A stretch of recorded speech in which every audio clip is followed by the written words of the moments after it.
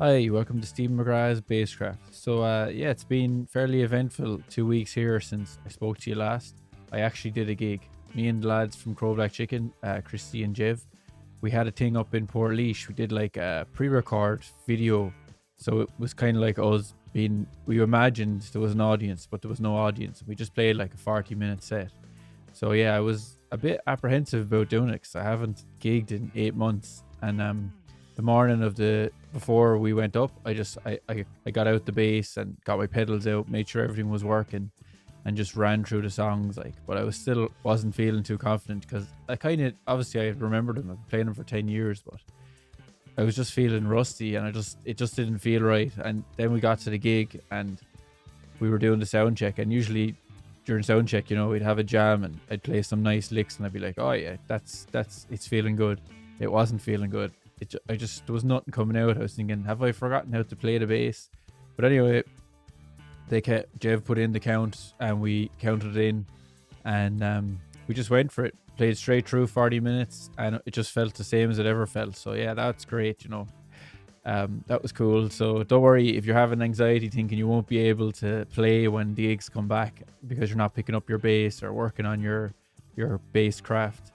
It'll come back once you get on stage and you're with your usual musicians. It'll all come together. Right. So obviously, today's episode is about Gerry McAvoy, and just so happens I just finished this Rory themed bass guitar. So the amazing artist Vincent Zara from Cork, graffiti artist, who did the art for the new Rory live album, Check Shirt Wizard, is a friend of mine, and we decided to do this project. So I put together a Franken bass of parts and stripped off all the paint, sent it to him in Cork. Actually, I left it in Charlie's in a black bag, and he collected it and did this cool. It's like Rory at the Isle of Wight singing, and on the back, he did this awesome print. So that's a really cool project. If you're listening, obviously you can't see this, but check out my YouTube channel. I'm going to do a video showing me putting this together. Right, so on to today's proceedings. We've got Gerry McAvoy on the show, a legendary Irish bass player, 20 years with Rory Gallagher, 20 years with 9 Below Zero, and 8 years with his own Band of Friends. I got his book. I lended it off my friend Ray Parle. Thanks for coming through, Ray. The book is out of print, but Gerry informs me there will be a new edition out soon. I read that in about 3 days. I absolutely love bass biographies. And if you listen all the way to the end of this interview, at the very end, there's an excerpt from the book with yours truly reading it. I tried my best, lads. I know I don't have the most amazing voice for that kind of thing, but it came out pretty cool. So make sure to listen to the very end of the podcast. So yeah, me and Gerry had a great chat. We talked about a bunch of stuff from the book and just his bass journey in general. So let's just jump right in with Gerry McAvoy. And to support what I'm doing, don't forget to subscribe at Stephen McGrath Bass on Instagram, YouTube, Facebook, and on your podcast app. Fairly vibrant scene in Belfast when you were kind of coming up, learning. Maybe compared to the rest of Ireland, there was kind of more blues happening in Belfast than down south, like. Yeah, there was. I mean, for whatever reasons, there's a great blues scene. I mean, in Belfast. There's a story that goes back to the Second World War. A lot of the GIs before D-Day were stationed in Derry and Belfast, and the black GIs that is, and they brought their records with them, and they sold them off in different places in Belfast and Derry.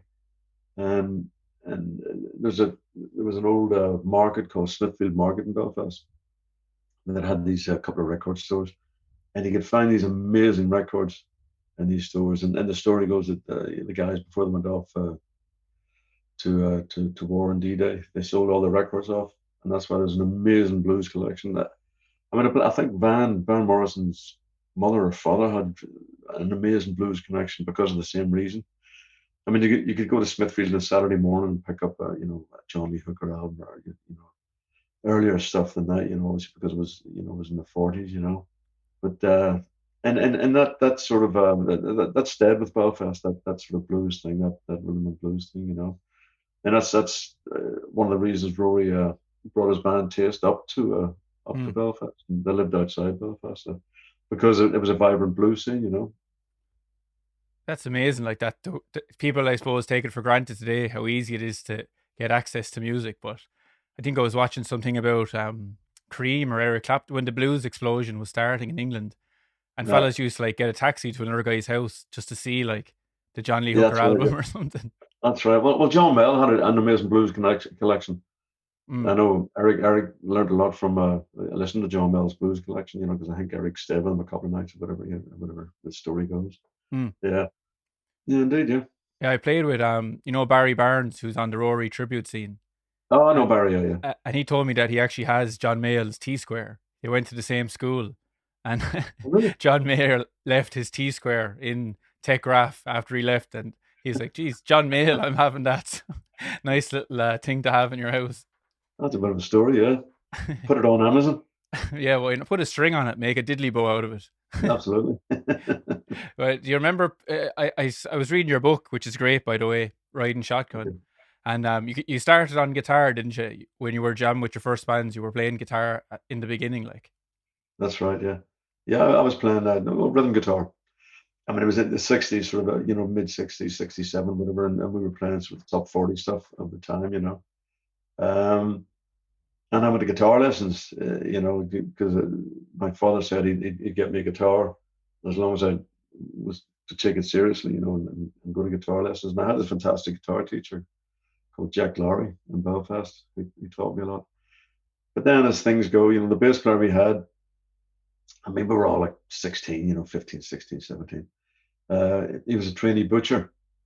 What was his name? Don Donachie, I think his name was. And of course, he would turn up at rehearsals, and the odd gig we had covered in blood, you know, every time we played it. So we couldn't do it anymore. So we had to give up.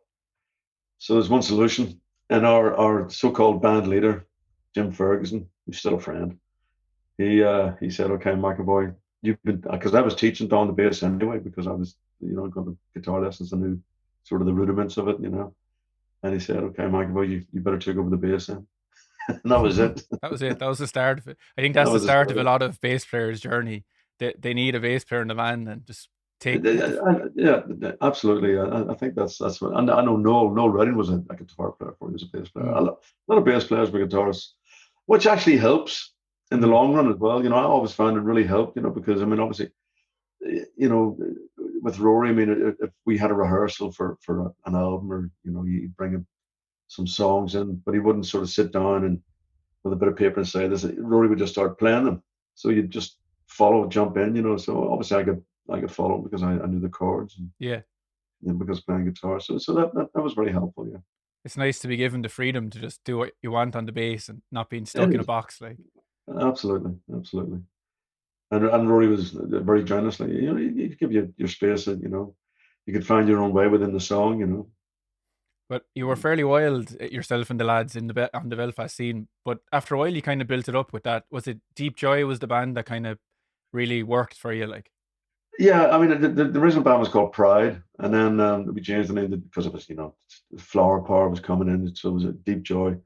that was the We actually fashion at got, the time, though, the big hair and the yeah, flares. yeah, and we actually got the name from it's a Small Faces LP called Ogden's Not Gone Flake. That's I'm sure somebody out there would know that album. And there's it's like a sort of a psychedelic album, and there's something about Deep Joy in there, and we got the name Deep Joy from that. And yeah, that was probably the most successful of that situation, you know, coming from Belfast, that band, because we actually moved to London, and we did shows on the continent, and you know, we did a lot of shows with Taste, actually supporting Taste. So yeah, that was a pretty good move for us to go to London, even though we starved for a year. Toast was But it for a didn't year? yeah, living on Spangles for a week.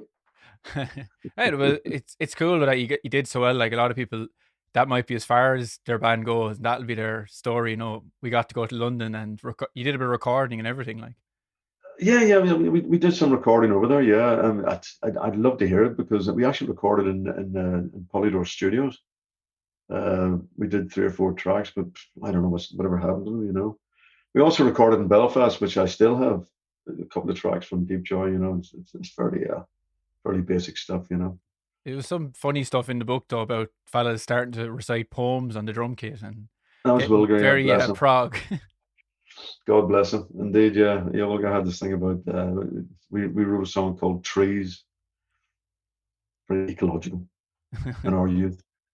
And and Wilger just decided to start reciting poetry. In fact, there was a gig in Belfast in the university we were supporting Taste.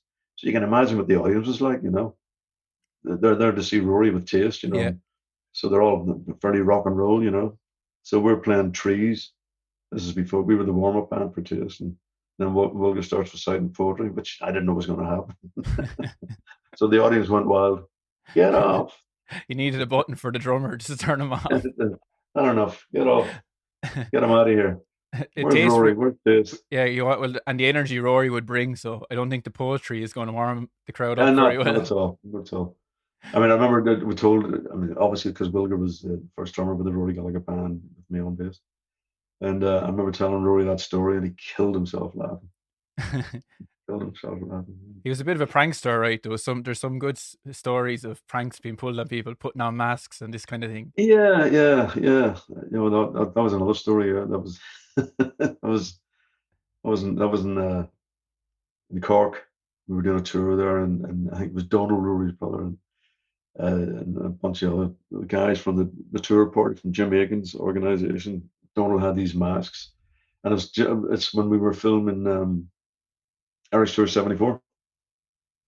Tony Palmer and the camera guys were all we all went to bed. It was a Metropole Hotel in Cork, and I got a knock on the door about 3 o'clock in the morning, you know, and I heard this accent. It was a Belfast accent, which worried me. I said, Mr. McAvoy, I got a telegram here, you know.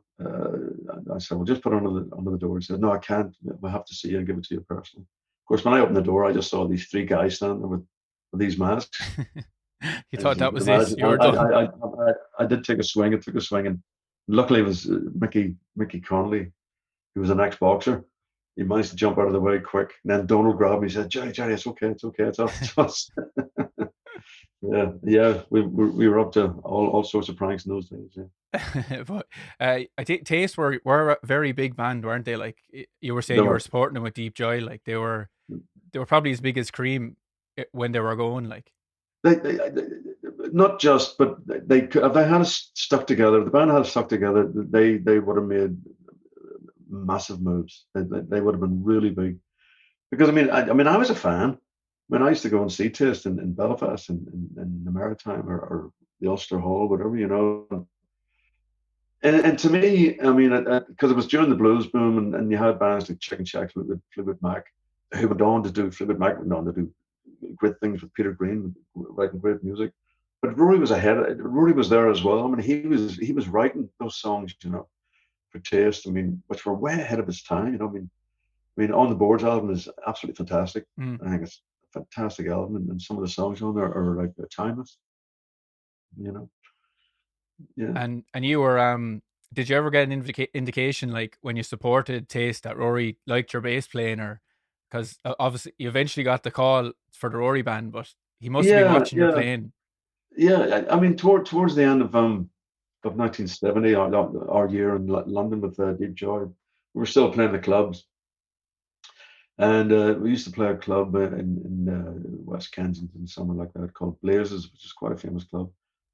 And Rory and his brother Donald come down a couple of times just to check out the band or just to see the band. I thought they were just coming down to say hello, you know, because we got to know them, you know, supporting them in different gigs, you know. But I think eventually I realized that he was actually coming down just to check out myself and Wilger, you know, as a possible rhythm section, you know, because I think he also knew, you know, through because we were with the same organization, the Robert Stigwood organization, as Taste, and I think Rory probably knew that we decided to go back to Belfast, you know, sort of December of 1970 and sort of give up the ghost, you know. So he was probably on the lookout for He you know, probably for knew by rhythms. how skinny you were after getting from not being able to afford any food in London. He was like, Absolutely. these guys are ready to go back, and I can poach them for my new band. Yeah, and I know there was other people, you know, up for the job. I know there's a couple of guys from Belfast, Gerry McAvoy and what's the bass player's name? His son was in that movie. The Dublin one about the band. Or the Commitments. Commitments. Rob Strong. Mm. Rob Strong and Gerry McAvoy, bass and drums. I think they were up for the job. And Mitch Mitchell and Noel Redding. But I heard that they were up for the gig as well. Yeah. getting Yeah. a gig like that is, like, for any bass player listening, is more about like being the right fit for the band, like being your style of bass playing and your personality, like both together, I think. Well, it's like joining any band, you know. I mean, Yeah. that's it's very important. Personality is extremely important as well because I mean, you live with guys 24/7. You know, I mean, it's like a marriage at times. You know, it really is. You know, Yeah. because I mean, you know, you're living out of each other's pockets. You know, it's very important to have the right people around you. You know, So especially after what Rory had gone through with Taste. You know, I think that all ended up a bit sour. You know, and it was all a bit bitter. You know, I know it was reconciled in later years. But I think Rory maybe he didn't want to go down the path of getting somebody, you know, who was too famous, you know, like no Redding, obviously Jimi Hendrix, you know. So yeah. I think there would have been a stigma there, you know, because they played with Hendrix, now they're playing with Rory, and I think, you know, there was, you know, so I think Rory probably thought get a couple of unknowns, Yeah. you know, Bigger personality might be a bit more work, or a bigger name, like, you know, someone who's not as yeah, established yeah, would be a yeah, better fit, like. yeah, absolutely. Mm. So you got the call, you were back in Belfast, and then that was it. You just got the call, Gerry, do you want to come play on the first Yeah, album? I got the phone call. It must have been around February or something because we sort of split up. We split up on the 1st of January. Actually, no, New Year's Eve we split up in Belfast, the band Deep Joy. So I was hanging about, you know, in Belfast, and I got a call. And I thought it was Wilger because Wilger, the drummer from Deep Joy, had stayed in London. And then I realized it was Rory. He said, "Gerry, is Rory here? Do you fancy going over to London for a blow?" That was it, a blow. Yeah, for a bit of a jam, you know. And So had you get any low. thoughts of giving up the music at that before the call? Like, obviously you were in between bands, Yeah, I and was there mean, thoughts of I'll get the real job kind of thing? Or yeah, get a real job. as you get, we've all been told that at one You know, stage. that's what your granny used to say. Get a real job, Yes, son. my father would say that too. He said, and no, because we were sort of doing something. I was getting the guys to get Brendan O'Neill, who's the drummer from Deep Joy, the original Deep Joy, and getting a couple of guys together and doing some bits and pieces. Nothing serious, you know, because I mean that year in London was a bit of it was a hard slog. So I mean, I didn't actually think I was going to give up music. No, but obviously I was looking for you know, different ways out, you know, different things to do, whatever, you know. Then I got the call from Rory, obviously, and flew to London, and Donald picked me up at the airport, and we went down to Fulham Road, and there's a tiny little rehearsal room, and Wilger was already in there.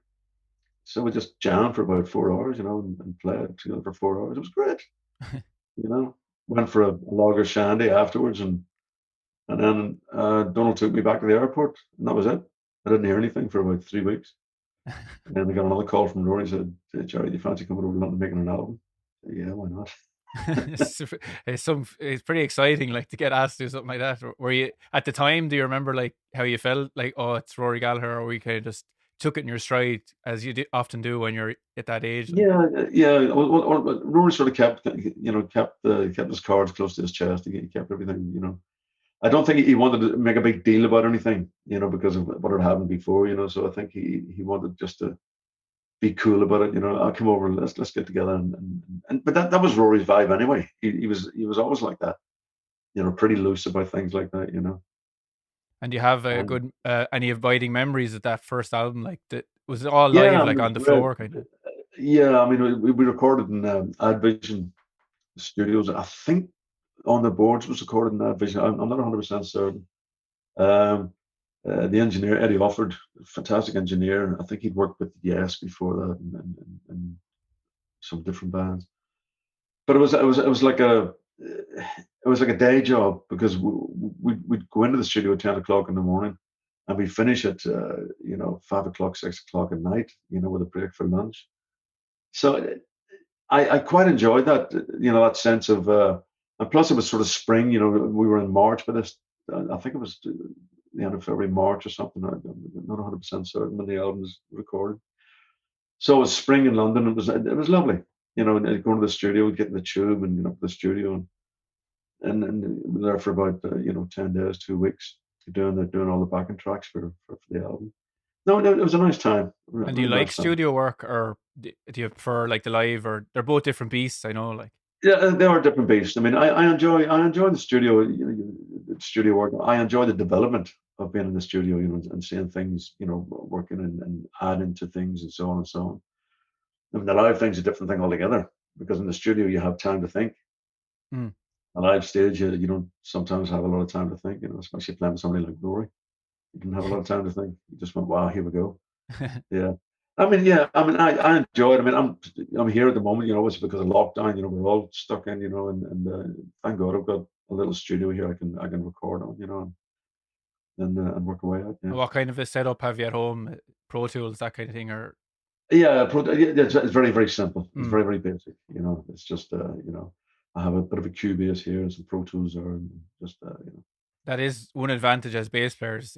That a DI signal is good enough for an album if you get a good DI box. Like, Absolutely, absolutely, it is. It but is. am I right in saying you did 2 albums in the first year with Rory? Did you record two in one year, like when you started? That's right. Very We close did. together. Yeah. Yeah. There's the first one, and then Juice. In fact, did we do three? It was live in Europe out in '71 as well. I think. I can check with the wonders of the internet. I can check. No, that was 72. You got that out. 72. Yeah. Was it recorded in '72? But it was recorded in '71. I can't remember. Probably recorded in 70. Well, yeah. So it's It safe to might have say been that 72. you Yeah. went hard at it from day one of joining the band. Like you were Oh, it touring, was. Yeah. recording. Yeah. Yeah. Yeah. Yeah. I mean, Juice was recorded. I mean, obviously later in the year, in '71, and we were actually recording that as we were touring. So we were coming back from gigs, and this was in England. We'd be in Leicester and drive back and straight into the studio at 4 or 5 in the morning. So that was a strange one. But also Rory wanted that sort of live feel for Juice because the first Rory album, the Rory Gallagher album with the black cover, and that was quite produced, and Rory wanted this raw thing. And I suppose coming straight from gigs, you still got that adrenaline. You've been on stage for 2.5, 3 hours, whatever. Yeah. So you go in the studio and you still have that sort of thing pumping through you. Mm. So and that's the way Juice turned out. It was rough and ready, but a lot of people, like it because of that rough and Yeah. readiness. It's not too polished. Well, yeah. Well, Rory's most popular albums are the live ones. Like the band were on fire for the '74 Irish tour. Like Irish Tour, it's a that was a great good album. album. Yeah, it was good. Yeah. And you were kind of bashing out songs backstage a bit. You were writing in the book about you and Rory might like he'd have a new idea and you'd help him kind of Yeah. work it out. Well, we always did that, before a show because we'd always have an amplifier, a little amplifier practice amp in the dressing room, and we just sit down and Rory would mess about with some ideas, and I'd play along with it or whatever. It was like just warming up, before the gig. But sometimes things come out of that. And did you Yeah. notice kind of an evolution in your bass playing as the time went on? Like I know myself, I play in a 3-piece, and then my bass playing kind of evolved to be like a 3-piece bass player, which is kind of different role to fill than being in a bigger band. It is. It is. Well, you got more spaces to fill Mm-hmm. to start with, and obviously, I mean, thing with a 3-piece, when the guitar player is singing and playing rhythm, when he goes into a solo, then there's no rhythm to back it. It's only the bass and drums. So Yeah. you have to be fairly inventive around that, backing up the guitar solo, you know. And Yes. it's yourself. I mean, as a bass player, you sort of devise little things in your head and you try them out, and on the spot, and at the moment, things happen that are very interesting, and those things that happen. I mean, Rory would pick up on something if I did something, or if he did something, I'd pick up on what he did, and he'd pick up on what I did. So it was like an adventure. Yeah. It was fun. I think that's the cool thing about a 3-piece. So, say if you had another guitar player, yourself and the lead singer guitarist could be going off in a direction, but the rhythm guitarist might be looking at some bird at the back of the crowd, and he won't come with you. Like, but in a three piece, you really sink in, and nearly 100% of the time, I find you all go together, and that's the lovely thing about it. You can take risks because you're most of the time the guys with you will come with you. Yeah, yeah. Well, that's because it's easier to read Yeah, because there's only three brains working at the same time, as opposed to like a Bruce Springsteen situation where he's got 30 musicians on yeah. stage, which It'd be a car crash if one of if yeah, the yeah. I mean, big one. if it goes wrong, it could be disastrous. Yeah, but obviously he's got his finger pretty well on the pulse as far as that's concerned. He can control it pretty well. Definitely, and you're a pick player primarily, really, aren't you? Like that's Yeah. Well, I was. With Rory, I mean, if there's a slow song, I might use my fingers, because when I started playing bass, I started playing bass with my fingers because I thought that's what you had to do. Because just watching the guys, in Belfast, from some of the beat bands in Belfast, and then watch some bass player always use his fingers. But then, with Rory, I mean, I just couldn't get my fingers going fast enough for a lot of this stuff, and so I ended up using the pick. And then afterwards, when I left Rory, when I joined another band called 9 Below 0, and I reverted back to my fingers again. Just for the sound, or just for a change. I mean, yeah. just you know. And you did 9 Below 0. You went for a good few years in that band, and you released a lot of albums as well. Like it was another busy project. Yeah, it was, yeah. Well, it was 20 years with Rory and 20 years with them as well. You've been on the road for a while. Yeah, 9 Below. I don't know, 8 or 9 albums, I think, with 9 Below 0. Yeah. And how do you Yeah. find touring after all that 40 years with those two bands touring? Do you still have the graw like for getting out on the road touring? And you've had a lot of Yeah, downtime now, like for the first time probably yeah, in your life. yeah. I mean, as long as it's reasonably comfortable Yeah. to tour, because obviously, I mean, you don't get any younger. So, I mean, I enjoy the shows. I enjoy playing with the band. I enjoy, watching the people's reaction, and whether it be good or bad, it doesn't matter. But it's just that I enjoy doing what I'm doing. And I've been very lucky, to have done this, for 50 years now. Christ, I don't realize I said that 50 years. Well, yeah, I think you're a lot of us. We never would have taken 8 months off from gigs, so this has been a good period to kind of just think about where we're at and what we're doing. It What we'll is. do It next. is. And I'm afraid nobody's going to help us either, No. by ways of government or whatever. I mean, it's a shame, because I mean the revenue that live music brings into individual countries is massive. Huge, yeah. If the governments could wake up and realize that. I mean, I don't know who somebody in the British government. I forget the minister for. I forget who it was said that artists should retrain and do something else. I mean, Yeah, yeah. where's his head at? Well, it just shows how out of touch they are, that they would even think Absolutely. to I mean, say something like that. art isn't just like a thing you train at. I mean, it's a vocation as well. I mean, it's something it's in your blood. It's in your Yeah. heart. It's retrain. You should retrain as a politician. Yeah. And fire the PR team who came up with the poster.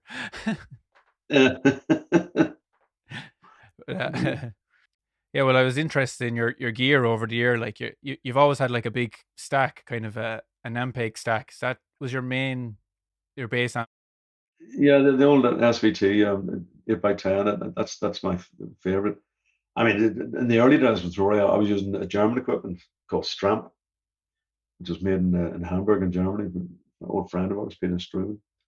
And then over the years, I mean, I used Marshall. I used so many different things. But the Ampeg to me is the working man's, the working bass player's amplifier. I really think it's the best. Saying that, um, I've used what's it called? Aguilar. Aguilar? Yeah, I used them at a festival. In fact, I used them in Ireland in Ballyshannon at the Rory Festival, and I was knocked out. Yeah, I actually used So, one and I didn't like it. And then I Jave didn't and like Christy in the band said, "Geez, you never sound as good as you sounded tonight." I was like, "All right." No, So I honestly think that they're a fabulous setup. They really are. Yeah, I mean, very nice. they're and it sort of suits my plan as well. It was the two by two cabinets, two by 10, 2 by 10, and I forget what amplifier. It's like a 500-watt amplifier or something. But massive sound, absolutely Mm. fantastic. Yeah, I like to use the fridge myself at a festival. No, the 8 by 10. But God, Yeah. I'd never buy one, and I'd never move one around. Oh, well, that's the problem. That's the problem is that transporting something like that. That's why harmonica players are lucky. Well, it's hard to find a really good harmonica player. Like a lot of people own a harmonica, but people who are Yes, actually indeed. really good on it are few and Yeah, far between. yeah. Indeed. But and bass wise, you've tried a few things. I was just going through like pictures of you from tour, and you've had like Thunderbirds and Stingrays with below zero. Actually, wasn't it that in that Yeah, period? yeah. I had a couple of Stingrays. I've still got a Stingray actually that I quite like actually. But my favorite is still the P bass, the Precision. I've got a couple of those that I use live. I've got an old Silvertone. Rory and I went out and I think it was in Milwaukee in the States and went to this pawn shop, and we both bought Silvertones. It was a Silvertone bass and a Silvertone Oh, cool. six string. Yeah, it was really cool. Yeah. I still use that. I mean, I use it here when I'm recording actually because it's the old one with the lipstick pickup. Mm. So it's just one sound out of it. It's kind of more thumpy, kind of a Hofner It kind is, of sound. yeah. It's like a real sort of Paul McCartney Yeah. sound. I like that sound, but it only fits very few songs. Like when you're It does, recording. absolutely. It does. Yeah. I think I played your main telly once. You were up in Warrenpint, kind of showing off someone was showing some equipment. Oh right, yeah. Was And that you? I was the one who dropped it. No, I didn't. But it has a bit of a story. You were saying, is that it was the guy who recorded the bass on Paul McCartney or John Lennon's debut album? He was the bass player with Elephant's Memory, yeah. Mm. And he played with a guy called John Paris, and he played with Johnny Winter as well. He played bass and guitar with Johnny Winter, funny enough. He's quite a well-known character, a bass player. Yeah, and I met him in somewhere in the States, and he was selling the guitar because he was the bass because he was going to start playing guitar. He'd given up on bass. So he sold it to me, which is great. Jeez. It's actually, the it's old not one, telly. It's actually a precision. It's an original precision, okay. but it has the telly shape. Yeah, the telly shape. Yeah. Mm-hmm. But That's it has the cutaway like a precision. It's a 54, I think it is. Yeah, that's nice. That was a nice one to get. It was fretless. You were saying when I met you. It was fretless. Yeah, when I got it up, and it was fretless. And then I got guys to put some frets in. If you ever dabbled in the fretless sound just to see what it was like. I've got one of them as well. I've got a fretless here, but it's yeah. I mean, it's great. It's but it's not rock and roll. No, it's not. It's lovely sound. Absolutely.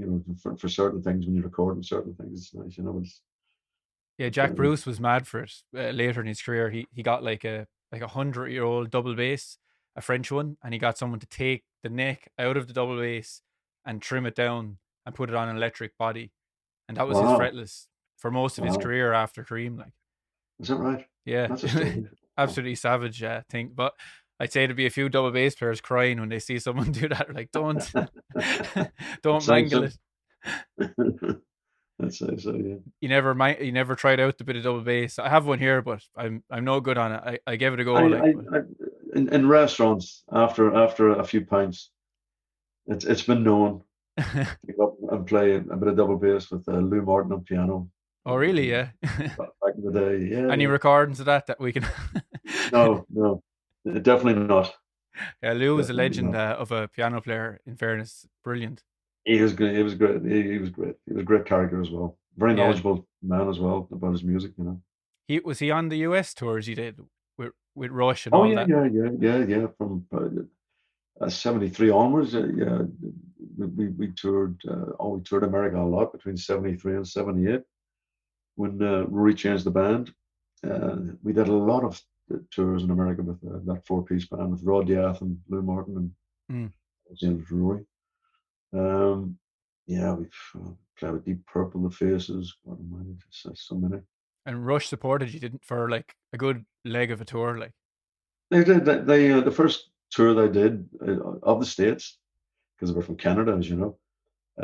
They supported Rory, yeah, and they remembered how how well they were treated by Rory and the band, and hence in later years in the 80s they asked Rory to come and support them on their massive American tour. I think it was the biggest selling American tour of '82. I think it was. I'm sure it was '82. Stadium tour, was it? Oh, it was a massive stadium tour. Really? Absolutely massive. Oh yeah, it was crazy. They were so big at that stage. That's cool. Were you using your own setup, or was using Getty's amp? No, we had our own.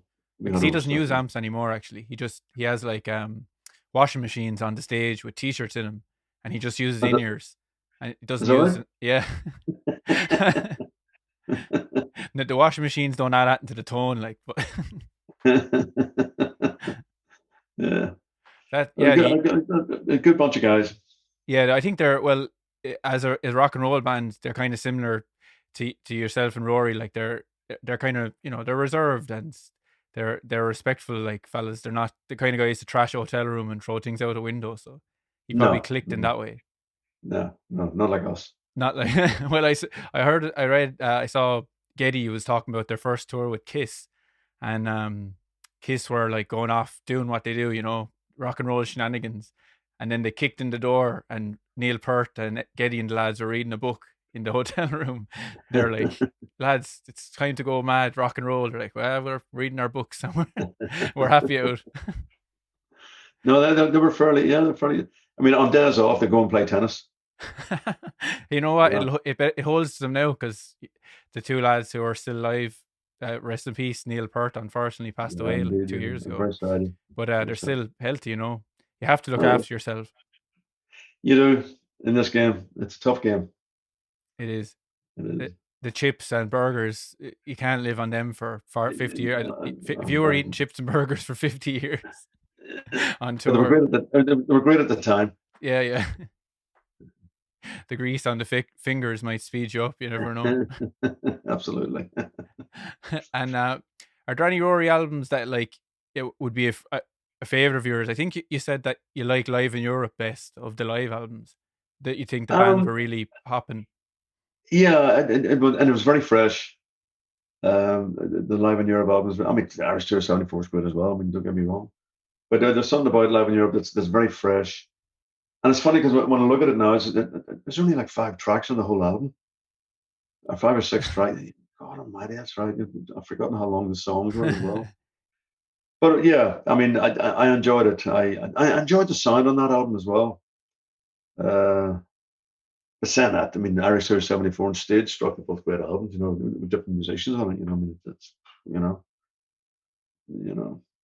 it's hard to sort of to say, which album I like that album, or people ask me sometimes, what's your favorite album? That's so difficult to. Live albums are nice though, aren't they? Like, because you can, well, obviously you're playing, you listen to a live album of yourself playing, and you'll be thinking, gee, I don't remember playing anything like that, or you could be surprised by what you'd hear yourself do on a live album. And you can bite your fingernails as well when you listen to it, thinking, oh my god. That's true. You hear a few clankers sometimes. Oh, absolutely. And the thing of it, because Rory would do that. I mean, even if it was a mistake, even on recordings, if the feel was there, I mean, Rory would use that even with a mistake. That's because it's very important to get the feel. And that's why I think there's a certain feel on Live in Europe. Even though, I mean, with Wilgate, you can hear that the band speeding up. But I think that has the excitement, I mean, the famous thing about it, playing with the drummer is a rock and roll drummer said, you speed up as much as you want, but never slow down, And I mean, you listen to like Laundromat, it starts at a certain tempo, and you get to the end, and you go, my God, you're wrecked by the end of it. But that was the vibrancy of the thing. That's what it was all about, That was. That was the vibe at the time. And you're in Band of Friends now with Brendan, who, if we go way back to the start of the chat, was in the Belfast bands with you. Right back to Pride, yeah, indeed, yeah. I started off the Band of Friends. Just open the window there, it's roasting. Somehow it got warm in Ireland. Yeah, we've got them at it. Yeah, Band of Friends. That was a thing I started about 2000. Oh, I can't remember. 2011, 2012. I think we kicked off. Yeah. Because I moved to France in 2007, and I got my old record player out of storage and started listening to all the albums again, vinyl, which I still do, which is great. And you forget how, because I listened to CDs for years, and then when you get back into vinyl again, you realize the difference in the sound is mighty. Yeah. The sound from vinyl, the CDs just can't compare with it at all. But obviously, a lot of those albums were Rory albums that I played on, and I listened to the songs and went, "Wow, these great songs." It'd be great to get put a band together and play the songs, to people. And I spoke to Ted McKenna, who sadly we lost Yeah, I remember. Yeah. last year, and he was in Scotland. He was teaching at the university or something. He was lecturing at the university, so he was well up for it, to go out on the road. And then young guy uh, from the Netherlands, from Amsterdam, Marcel Scherpenzels, who I'd met a couple of years previous, played with him. And we got it together and we went out on the road, and it's gone great for a bunch of years. Then after Ted left, it sort of, I wasn't too sure if I wanted to keep on going. And I thought maybe just take a different direction. And then Marcel, he went off and he's got his own band now, so he's playing with his own band. So I put a completely new band together. And Brenton was the obvious choice because of his history with Rory. And I got two guys, a young German guy called Stefan Graf on guitar, and Paul Rose, fantastic guitar player from Newcastle in England. And we managed to get 8 shows in on our 46-day tour of Germany, Switzerland, and Austria in March of this year, before everything went. Yeah, that was. I was on tour in Spain at the same time, and it was nail biting, wasn't it? You were like checking the phone Yeah, constantly. How many yeah. shows will we get? When are we going? When are they going to pull the plug? Like, I know it was terrible, absolutely terrible. And that was the 12th of March, I think, the 13th of March. That was it. Everybody back home. We've done one show since that, which was in Italy. We did a festival at the beginning of August, which went great. It went really well. Obviously, the audience was cut down. It was 1,800 people, cut down to 250 people, whatever it was. But it went really well. And of course, everything's been rescheduled from this year to next year. And we had some shows in Ireland actually in March. They've been rescheduled now to November next year. So it's all. yeah, same everywhere. But it's feeling good, is it? The new with 2 people in 4 piece now instead of a 3 piece. It is. It is. It's something I always fancy doing anyway. Because even Rory, when after Ted left, Brenton came on board with the Rory Gallagher band, and Rory fancied having a rhythm guitar player, and I did actually try it a couple of guys. I can't Um, imagine Rory Gallagher with a rhythm guitarist in the band. It I just know, but it's seems just something he wrong. fancied doing. We went to see Ted joined MSG, the Michael Schenker group, and Ted invited Rory and I to Hammersmith Odeon where he was doing a show, and Schenker had the American guy play with Ted Nugent. I forget his name. Sent Uh, somebody Someone will sent. comment below anyway and tell us who Yeah, are. I'd come nicely. But he was a fantastic rhythm player, and there's certain guys who can just play rhythm, Yeah, and it's just another skill. lock Like, in. It's like Angus Young's brother, yeah, in AC/DC. He was fantastic. He just locked in and just played rhythm, no solos, just rhythm. yeah. And Rory loved that vibe. He loved that whole vibe. And then we tried a couple of guys out. Old friend of mine, Tommy Willis, who's sadly passed away as well. He played in my band. I used to have a band, when we had downtime with Rory. And Tommy also played lap steel as well, and rehearsed in London. And another guy from a band called Stretch came in and tried out as well, but it didn't happen. So Yeah, it's just an but back idea to Rory back. had. He was thinking about it. Yeah, I mean, it's like every musician. You try and create something. You try and do something different. I mean, bringing the keyboards in. After Rory been in a three-piece for so many years, first of all with Taste Mark 1, Mark 2, then the Rory Gallagher band, with myself and Wilger, and then bringing a piano player in. So it's just, it's experimentation. You want to see where you can go with certain things. And you have to keep growing, like, or else you get bored with it yourself. Like, absolutely, yeah. He plays sax as well, like Rory. Like, was there any thought of him bringing it into the Rory band? Yeah. No, but he did on records. He did it on the records. But he was a fine player. He was a very underrated sax player. But I've seen Band of Friends I've seen both with Marcel, and I actually saw you with Davy Knowles in the Harvest Time Blues Fest. And oh right, yeah. You were I thought it was brilliant with Davy. Like, he brought something different to it. Like, he has his own twist on the songs. Like, he does, yeah. Oh, Davy's great. I mean, Marcel's great as well. Oh yeah, totally. Like, but I've seen both. He's great too, obviously. But you're with Davies in the band now, and I really enjoyed the set with him. And his kind of take on it. When we were doing the American tours, I mean, it's with Davy, for the obvious reason, because it's easier to get over there, like, with two guys instead of four guys, Oh, the bureaucracy of getting over there is crazy, all right. Oh, it's mad. It's madness. We should have been there in September, just gone. That was all cancelled as well, and hopefully that'll happen next year. Yeah, but Davy's great. He really is good. He's a fine guitar player, and he takes it all. It's very serious, But and he's also got a great voice, Davy. Yeah, good singer. He's a talent, definite talent. He's a good songwriter as well. Really good songwriter. In fact, we're hoping to do some stuff together. Our songwriting at the moment together, but brilliant. Try and get it out somehow. So you might get it as a Band of Friends record, or just something with you and Davy. No, a Band of Friends record. That'd be brilliant. That'd be class. Incorporating everybody. Davy, myself, Brandon, Paul Rose, Stephen Graff, and whoever else might want to join in. That's deadly. That's really good. Yeah. But that's exciting that you're working on that record. Like, that's cool. Like, yeah. Here's hoping for Rory Fest, because I love Rory Fest. It's like my favorite weekend of the whole year. It's just, you can't describe it. Anyone who's into Rory's music or that rock and blues just has to go there to Ballyshannon. That's great. Yeah. They've done a great job over there. They really have done. Well, hopefully next year we'll see what happens. We'll just see, like, what happens. That's great, though. I'm excited about the original, the new album with Davy. That sounds really cool. Yeah, absolutely. I mean, we're in the process of writing, but obviously we're writing, 5,000 miles away. Yeah.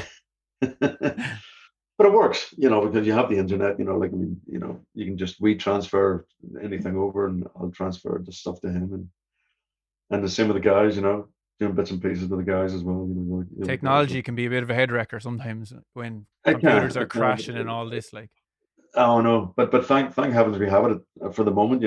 Yeah, what's going on. You'd be zoomed out sometimes. I was on Zoom all morning, so I had to go walk the dog. You can be. I put up a picture there earlier. You might get a laugh out of this. No one guessed right anyway. I put a picture of your pants from a picture, but I only showed the pants, and I said, I'm interviewing this bass player today. Where's the no right answers anyway. They were good. thought it was Bootsy Collins or something. I've still got those trousers. Really? Jeez, they're class. All right, so thanks for a lot, Gerry. So myself, Rory and Wilgar began to rehearse in the Fulham Palace Road at the same basement studio where we had first played together. To begin with, Rory sat us down and went through the new songs he had written for the album, singing them to us and accompanying himself on guitar. I can still remember how excited I felt when I first heard them. The songs sounded great, even in such a raw form. Wilgar and I then set about learning them. Rory would just start playing a song. Sometimes he'd tell me what key it was in. Other times we'd just work it out and join in once we started to pick it up. Sometimes, if he wasn't quite happy, he'd stop us mid-song and tell us the sort of thing he was looking for, but more often than not, he'd just let us do our own thing. Once we'd got the hang of the songs, the rehearsals became much more intense. We'd play for 2 or 3 hours as if it was a live show, usually from 6 in the evening until about 9. By the end of each session, we'd be exhausted, bathed in sweat, and we'd head to the pub for a couple of beers to wind down. It was my first real taste of the sort of intensity that Rory's always demanded, but I loved every second of it. We rehearsed like that for a week, and that was it. We had the weekend off and were told to report to the studio the following Monday morning to start cutting the first Rory Gallagher album. For someone who'd never really been near a proper studio, it was a baptism of fire. The album was recorded at Vision Studios near London's Euston Station in the spring of 1971. Wilgar and I caught the train up from Streatham each day, and I can remember walking with him to Euston Station to the studio at around 9:30 on the first morning. It was an absolutely beautiful day, and I just felt so lucky. Here I was, doing exactly what I wanted to do since I was a young boy. I was only 19, playing this great music in this terrific band in one of the biggest studios in London with none other than Eddie Offord, who had worked with taste on the boards at the controls of Advision's recently installed 24-track desk. The sun was shining, the sky was blue, and everything was good with the world. So that's an excerpt from Gerry's book, Rinding Shotgun, 35 years on the road with Rory Gallagher and 9 Below Zero. The book is currently out of print, but there will be a new edition out soon, so keep an eye on Gerry's pages for that.